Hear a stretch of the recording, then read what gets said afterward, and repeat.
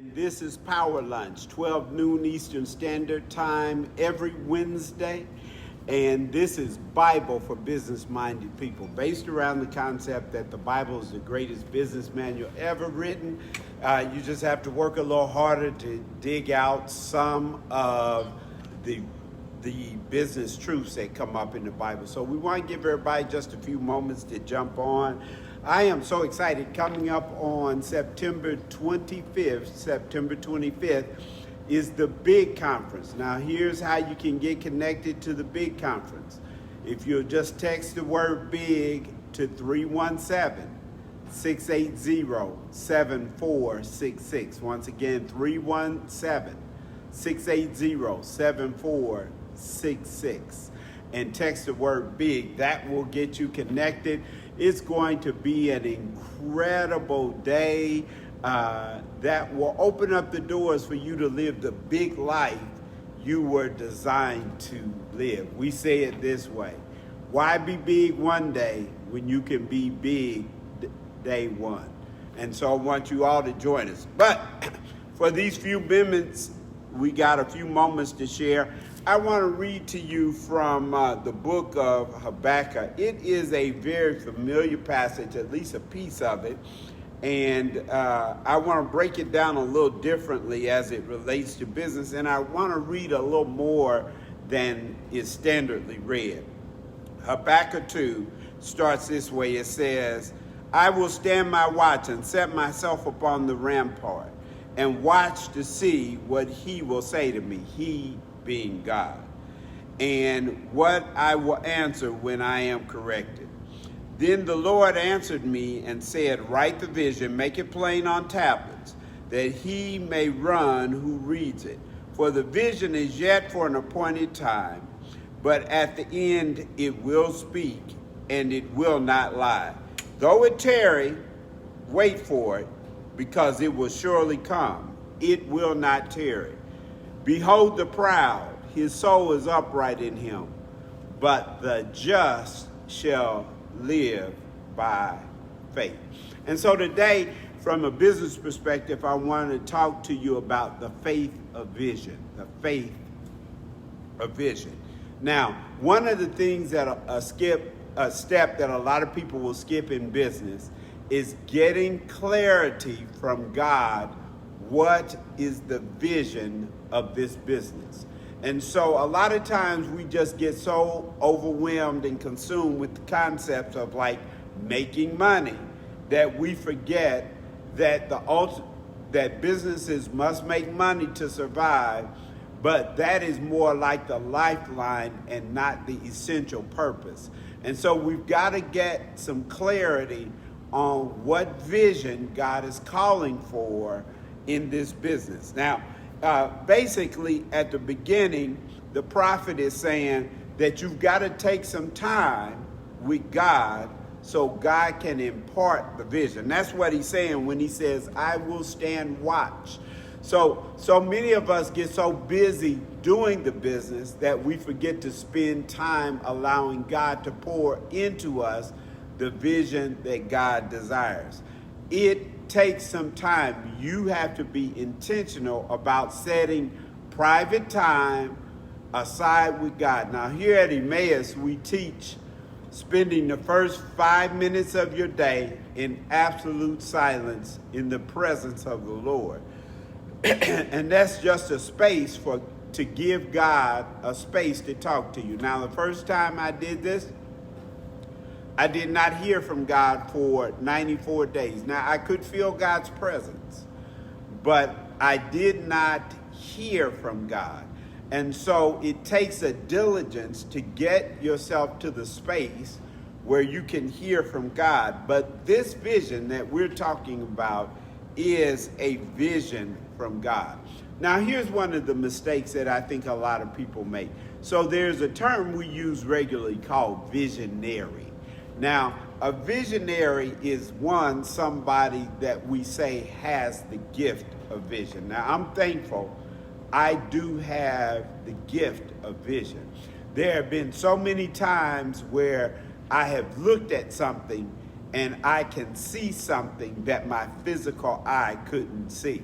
In fact, one of the definitions I want to give you, that vision is what you can see beyond physical sight. Vision is what you can see beyond physical sight. Now, if I need to give you Bible, I can. That's where Elijah and his servant are surrounded. The servant is upset and basically saying, what are we going to do? Elijah prays that God opens his eyes. Now, his eyes were already open, so he was not talking about his physical eye. He was talking about his spiritual eye. And when his spiritual eyes are open, then he can see the angelic forces that are surrounding the people that are surrounding him. And so today, I'm praying for your spiritual eyes to be open, that you will be able to see what's beyond physical sight. Man, I can tell you this thing works even in business. There was one time, one of the enterprises that was very profitable for me, it was called Fall Fest. It was during the Indianapolis Circle City Classic. And I was downtown. I owned a business downtown.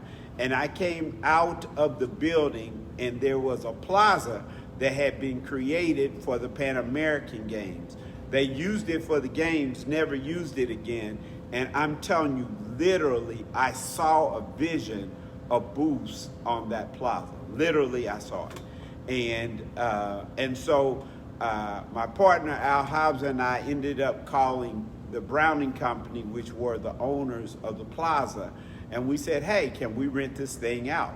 Well, I want you to know that they had never even considered the idea of renting it out. And they were like, well, I guess we could. And they had to go and create contracts so that we can do it. Now, even today, the coach used that plaza. There have been so many different things on that plaza, all because God granted me a vision.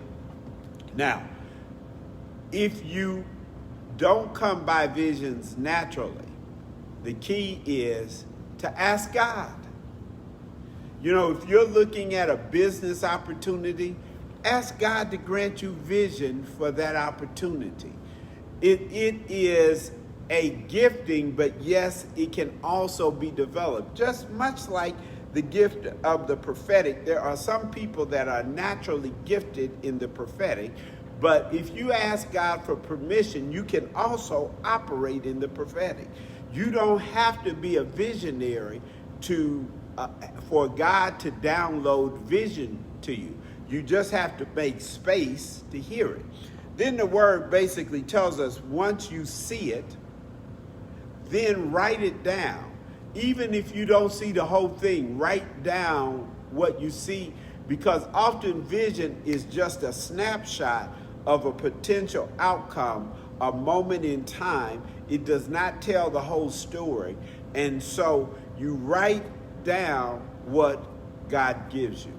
But it is so critical for us in business to start with seeking God. You know, sometimes we seek opportunity, sometimes we seek money.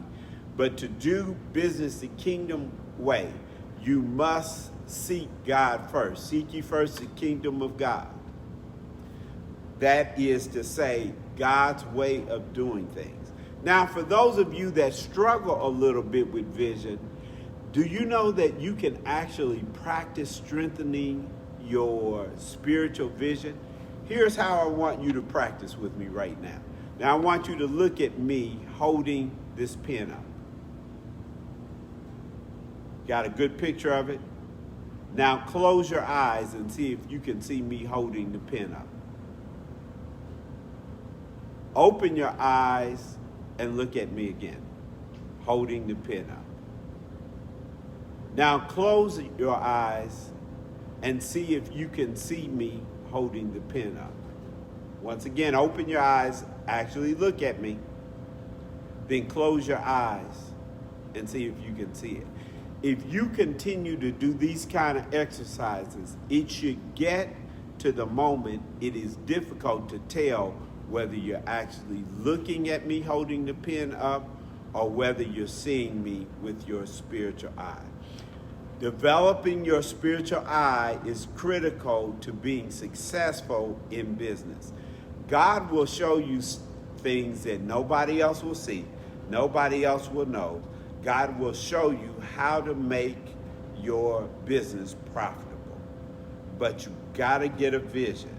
The Bible tells us clearly, without a vision, the people perish. So it would stand to reason, without a vision, your business will perish.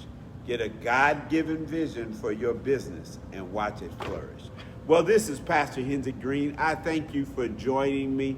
We're here every Wednesday at 12 noon Eastern Standard Time for PowerLunch, Bible for business-minded people. Now go and do business for the kingdom.